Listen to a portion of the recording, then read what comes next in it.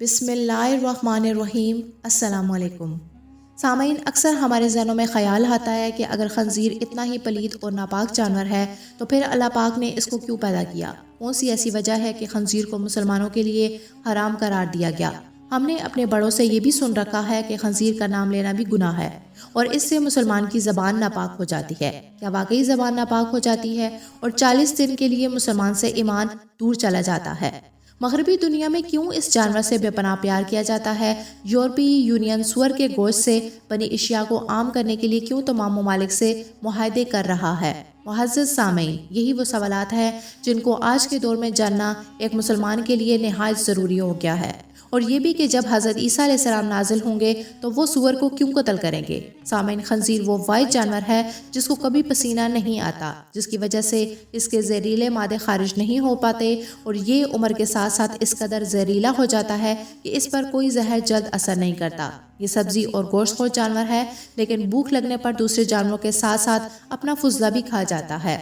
خنزیر کی پیدائش کا ذکر کرنے سے پہلے اس بات کا ذکر کرنا بھی ضروری ہے کہ اس کو حرام کیوں قرار دیا گیا۔ سامعین، اللہ تعالیٰ نے سورہ انعام کی آیت نمبر 145 میں ارشاد فرمایا، آپ فرما دیں کہ میری طرف جو وحی بھیجی گئی اس میں تو میں کسی بھی کھانے والے پر ایسی چیز کو جسے وہ کھاتا ہے حرام نہیں پاتا، سوائے اس کے کہ وہ مردار ہو یا بہتا ہوا خون ہو یا سور کا گوشت ہو، کیونکہ یہ ناپاک ہے، یا ایسا جانور جس پر ذبح کے وقت غیر اللہ کا نام لیا گیا ہو۔ پھر جو شخص بھوک کے باعث لاچار ہو جائے تو نہ نافرمانی کر رہا ہو اور نہ ہی حد سے تجاوز کر رہا ہو، تو بے شک رب بڑا بخشنے والا اور مہربان ہے۔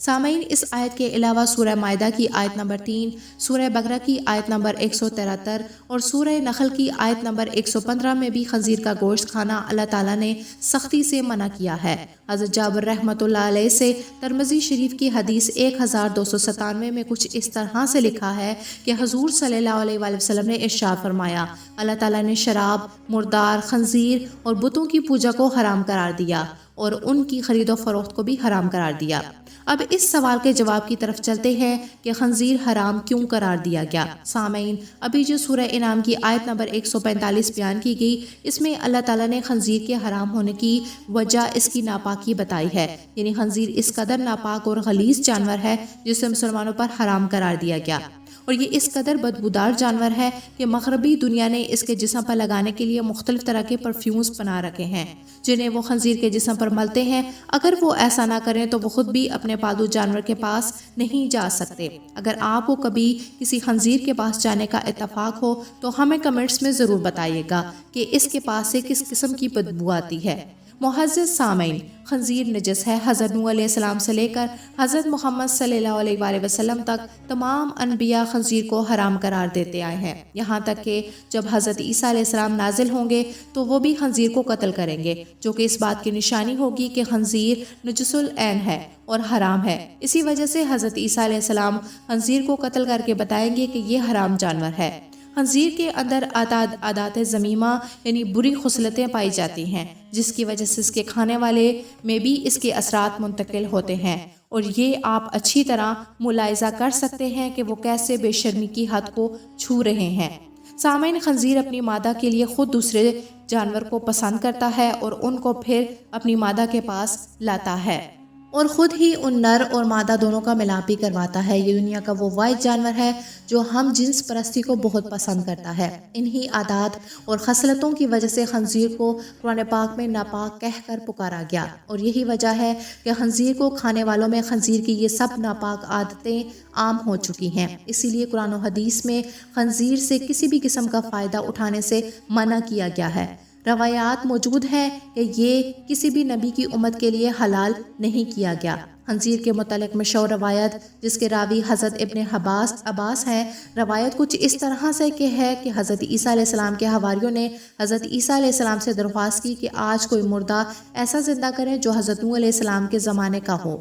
اور وہ ہمیں ان کے حالات سے آگاہ کرے۔ چنانچہ حضرت عیسیٰ علیہ السلام نے ایک قبر پر لاٹھی ماری جس میں ایک مردہ زندہ ہو کر بیٹھ گیا، اور وہ شخص کہنے لگا کہ حضرت نوح علیہ السلام کی کشتی کی لمبائی 1200 گز تھی اور چوڑائی 600 گز تھی، اور اس کی 3 منزلیں تھیں، پہلی منزل پر جانور، دوسری منزل پر انسان اور تیسری منزل پر پرندے تھے۔ اب جانوروں نے اپنے فضلے سے پہلی منزل پر اتنا گند ڈال دیا کہ بیماریاں پھیلنے کا خدشہ ہونے لگا تو حضرت نوح علیہ السلام اللہ تعالیٰ کی بارگاہ میں سجدہ ریز ہو گئے تو اللہ تعالیٰ نے خنزیر نر اور مادہ دونوں کو پیدا فرمایا جو کہ ہاتھی کے قریب سے نمودار ہوئے، جو فوراً گند اور جانوروں کا فضلہ اور سارا گند جو جانوروں کی وجہ سے پھیلا تھا سارے کا سارا کھا گئے اور وہ سب گند انہوں نے ختم کر دیا۔ اسی لیے حضرت نوح علیہ السلام ہی وہ پہلے نبی تھے جنہوں نے اس کی پیدائش کے بعد جب دیکھا کہ یہ اپنا اور دوسرے جانوروں کا فضلہ کھاتا ہے تو اس کو اپنی شریعت میں حرام قرار دے دیا۔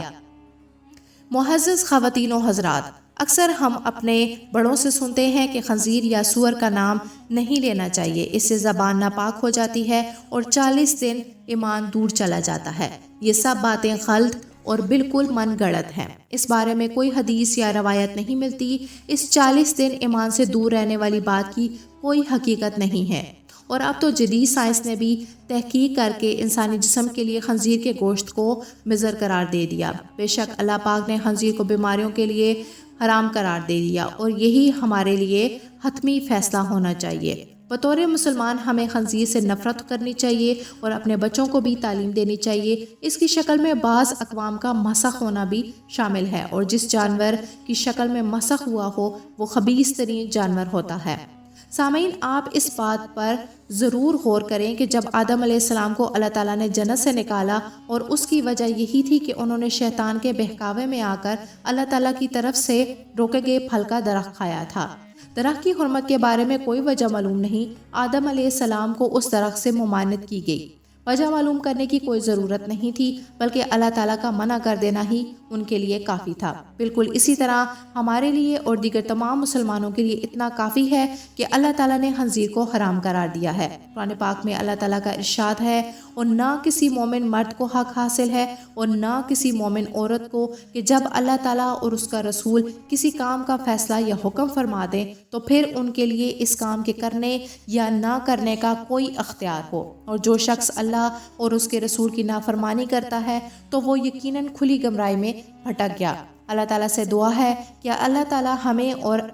آپ سب کو اپنے رسول کی نافرمانی کرنے سے محفوظ رکھے اور اپنی زندگیوں کو ان کے بتائے ہوئے راستے پر چلنے کی توفیق عطا فرمائے۔ معزز سامعین، ہم آپ کے لیے انبیاء علیہ السلام کی زندگی، سیرت و کردار، خدمت و قربانیاں، اسلامی واقعات اور سبق آموز کہانیاں پیش کر رہے ہیں۔ اللہ پاک ہماری اس ادنا سی کوشش کو شرف قبولیت بخشے اور تمام مسلمانوں کے لیے اسے ذخیرہ آخرت بنائے۔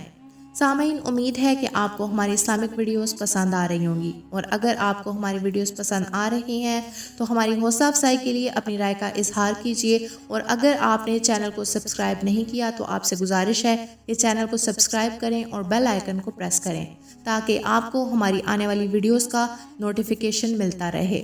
سامعین، ان ویڈیوز کو اپنے دوستوں اور چاہنے والوں کے ساتھ بھی شیئر کریں تاکہ ان کے علم میں بھی اضافہ ہو سکے۔ اللہ پاک ہم سب کا حامی و ناصر ہو، آمین یا رب العالمین۔